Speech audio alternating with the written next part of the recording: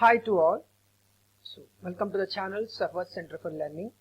So in the last class we discussed a few things about Hindu marriage and what are the aims of Hindu marriage, what are the functions of Hindu marriage, and we discussed about the Saptapadi and the many more.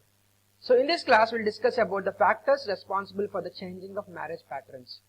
So in the previous classes, if you watch it, if you don't watch it, please go back and watch it again.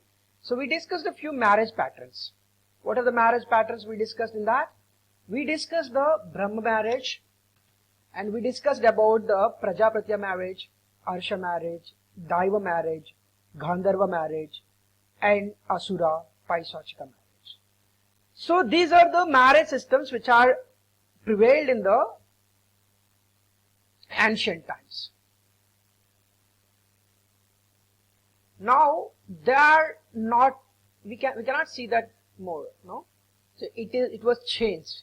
What are the factors responsible for the changing of those marriage patterns? The first and foremost pattern is economic factors. Economic factors. Economic factors means it's because there is a gradual increment of education leads to the urbanization. Urbanization leads to the women to be not to dependent on their husbands. So we can say that independent women. So because of the education, urbanization developed. Because of the urbanization, women were independent. Because of the independent women and their economic activities leads to the a changing of marriage patterns. So that the thought process has enhanced. Thought process enhanced. Because of the thought process, they change the mind and they become strong. Okay.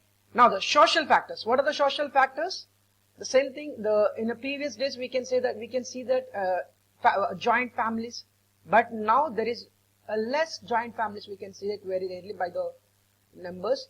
But what happened? Because of this urbanization and because of these education systems, because of this socialization things, and all this comes together. Technology development, all this comes together. There is a decrement of the joint families, because the people are more towards the nuclear families. Don't want to depend on another.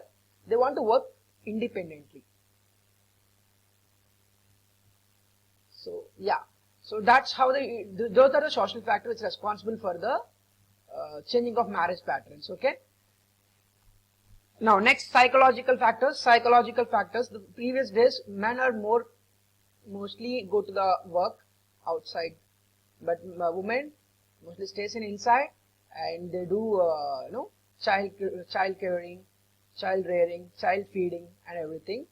But nowadays what's happening, because of their educational background, because of their social status, they want to be independent. Okay.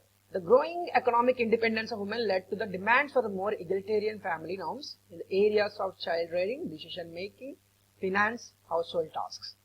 So it leads to the a psychological factor. It's the psychology of women or the men that they want both the careers at the same time the life to be move on. So that it leads to the changing of their marital relationship and the marriage patterns also. So they're free to choose whom they want to marry, and they're free to choose that what type of partner they want in their life. That is why the marriage patterns are changed. And technological factors, obviously, these are also responsible for the changing of institution of marriage. So now the marriage are you can change it online also by dating apps. So it's lot. So next, legislative factors. Legislative factors means the laws which is implemented by the government. So leads to the marriage patterns. One is age at marriage, because in previous years, so there we see a lot of bal marriage, like a child marriage. But it is now because of the government act, it was increased to 18 years. It is compulsory. Because of these legislative factors and these legislations, so the marriage institution also taken a lot of changes. So there is a law called the Dowry and the Hindu Marriage Act, 1955, the Christian Marriage Act. So all these things we'll add in the next coming slides. So next, Marriage in Islam. Marriage in Islam, the features of the marriage in Islam. Preference system, in that the Muslim marriages, the preferential system refers to the preference first to the parallel cousin. They give the first preference to the parallel cousin, then only they gave to the cross cousins. Next, contract marriage. Contract marriage, it refers to the not recognizing the child marriage of or marriage of a person of an unsound mind. Okay. Proposal or acceptance. In this form of marriage, the bridegroom will go to the bride just before the wedding ceremony, and the witnesses will be along with witness and Maulavi. Mahr. It is very important. Remember, lot of question might ask from these bits. Mahr is a custom in Islam marriage which refers to money which a wife is entitled to get from her husband in consideration of marriage. So in a Hindu system, there is a small concept called a dowry system. So where a husband will get the dowry from the parents of bride. But in this case, the bride will get the money from the bridegroom. So doctrine of equality. The doctrine of equal refers to the marriage with a person of low status. So anyone is eligible for the marrying of higher status people also. Next, rules of Islam marriage. Muslim place great emphasis on purity of blood. Purity of blood, they don't want to mix with other local population. Like Muslim people will not tolerate to, like, they are not accepting the marriage with the Hindu people like that. Okay, they don't want to mix the purity of blood. It is everyone. The Hindu people also not go with the Muslim people or Christian people. So yeah, but it is not, this time it is changing because the world is changing, because of the education they are having, because of the mind process, because of the mental health. So they're choosing their partner on their own.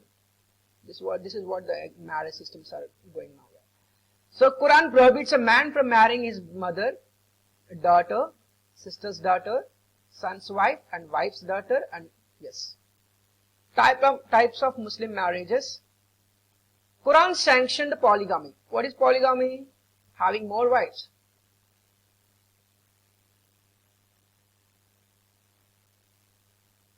But restricted the number of wives to 4.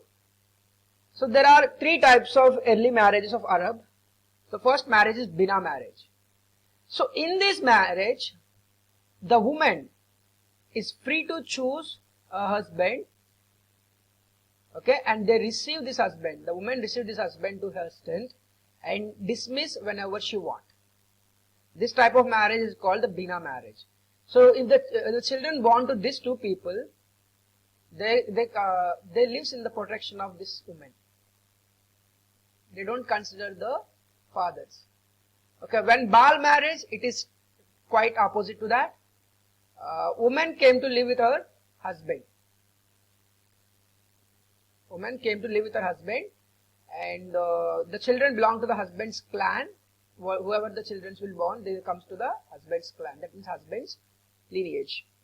Muta marriage. Muta, remember, it is very important. It will ask in the questions. Muta marriage is a contract. There has been a contract between the man and woman for a stipulated time period. After the time period, the woman could not divorce her husband.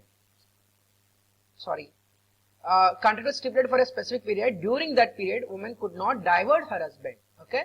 Suppose it is a 6 years. In the 6 years, she could not divorce her husband. Okay. This is what we call muta marriages. It is a contract base. After that, she can. Next, marriage in Christianity.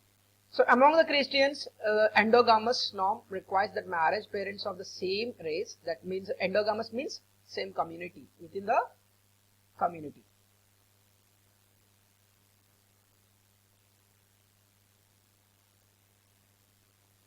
So among Christians, marriage is prohibited within the 7th degree, which is to count from the one of the parties up to common ancestor and then down to the other party. 7 degrees that means 7 generations.